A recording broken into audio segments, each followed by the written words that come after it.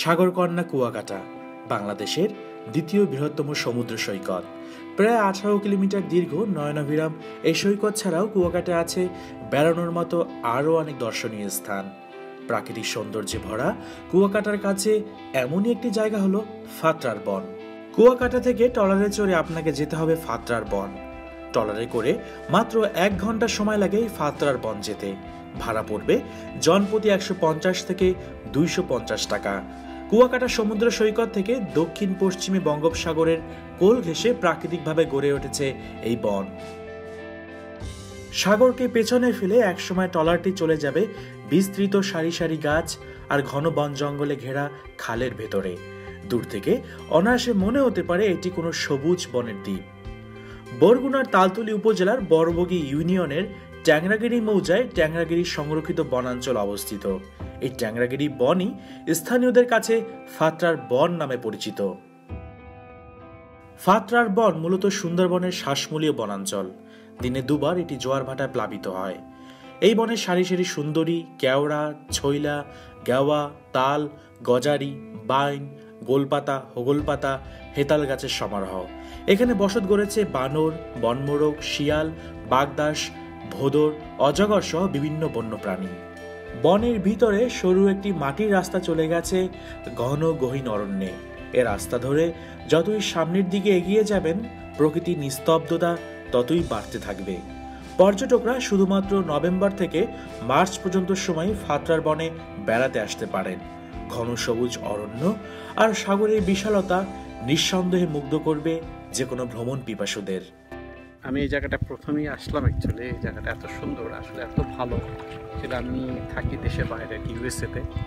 So I don't believe it is so nice. বাংলাদেশে এত সুন্দর জায়গা আছে যেন আমি জানতাম না।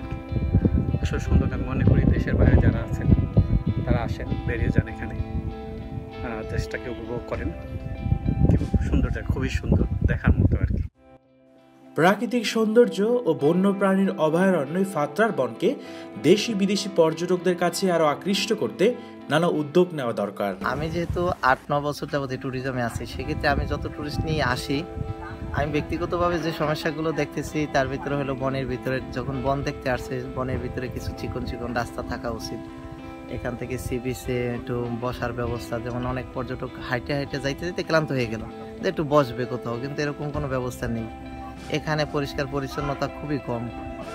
এটা যেহেতু একটা ইকো পার্কের মতো, এখানে কিছু ফুল গাছ ভালোভাবে লাগানো আগে ছিল, মরে গেছে, কোনো যত্ন নেওয়া হয় না। সরকার এখান থেকে অনেক রাজস্ব নিচ্ছে, প্রতি বছর প্রায় 2 লক্ষ টাকার উপরে রাজস্ব নিচ্ছে এই পর্যটকের উপরে ভিত্তি করে, কিন্তু সে তুলনায় এখানে তেমন কিছু করা হচ্ছে না। এরপর পর্যটকরা বেশিরভাগ আকর্ষণ মানে এর বেশি একটু আনন্দ পায় গোলপাতা দেখলে।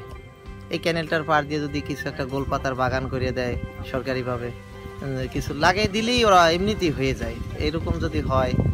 আর বিশেষ করে আমাদের এখান থেকে একটু দূরে ফকিরহাট নামে যে জায়গাটা আছে, ওখানে হরিণ, কুমির এগুলো রাখা আছে, কিন্তু আমাদের পর্যটকদের ওখানে নিয়ে যাওয়া খুব সমস্যা হয়। বিশেষ করে বর্ষার সময় ওখানে সাগরে ঢেউ থাকে, তখন যাওয়া সম্ভব হয় না। কিন্তু ওই রকমের একটা ব্যবস্থা যদি এখানে থাকতো, কিছু হরিণ থাকতো, কয়েকটা বানর থাকতো, তাইলে দেখা গেল যে পর্যটকরা খুব আনন্দ পেত।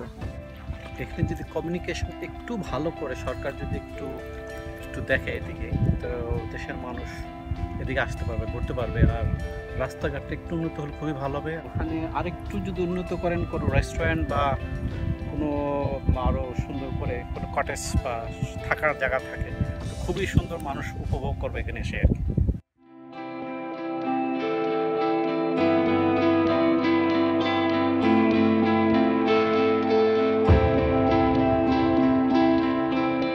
সবুজ বন আর কয়েকটি ছোট খালের উপরে তৈরি বাঁশের সাঁকো পেরিয়ে আপনি পৌঁছে যাবেন বনের পূর্ব অংশের ছোট সমুদ্র সৈকতে। সাগর, নদী ও সবুজ বৃক্ষরাজির এই মিলন মেলা উপভোগ করতে প্রকৃতিপ্রেমিক মানুষেরা ছুটে আসেন ফাতরার বনে। তাই নাগরিক কোলাহল থেকে মুক্তি নিয়ে প্রকৃতির নৈসর্গিক ছোঁয়া পেতে ফাতরার বন হতে পারে আদর্শ পর্যটন কেন্দ্র।